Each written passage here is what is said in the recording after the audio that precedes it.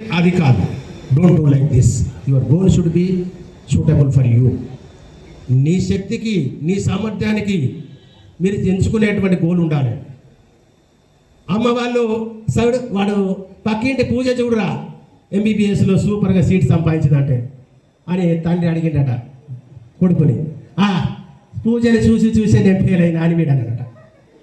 అది అలా ఉండకూడదు. వాళ్ళ కోసం మనం చూస్తే మనం ఫెయిల్ అయిపోతాం.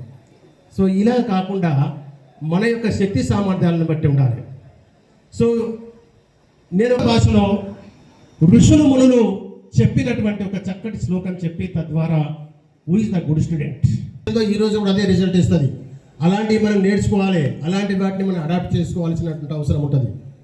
అవేంటి అనేది చూద్దాం మనం. ఒక చక్కటి శ్లోకం ఉంది సంస్కృతంలో. కాకచేష్ట బకోధ్యానం శ్వాన